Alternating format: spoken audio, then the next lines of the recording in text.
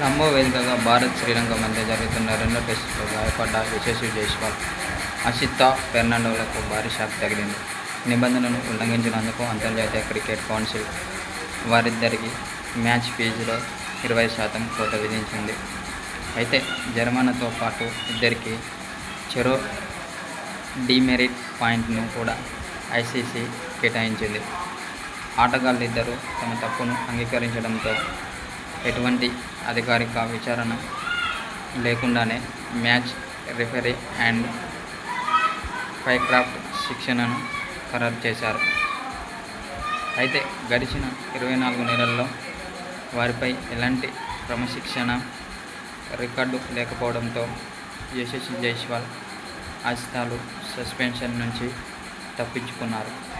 కానీ ఈ డీమెరిట్ పాయింట్లు 2 ఏళ్ల పాటు వారి రికార్డులో కొనసాగనున్నాయి. అయితే ఇప్పటి వరకు ఏం జరిగిందంటే, రెండో రోజు ఆటలో యశస్వి జైస్వాల్ 53 బంతుల్లో 45 పరుగులు చేసి మంచి టచ్లో కనిపించాడు. అయితే అసిత్ ఫెర్నాండో వేసిన 17వ ఓవర్లో వరుసగా 3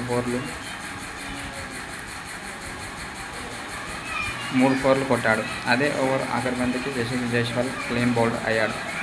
ఈ క్రమంలో ఫెర్నాండో కాస్త దూకుడుగా సెలబ్రేషన్ చేసుకున్నాడు. దీంతో గొడవ జరిగింది.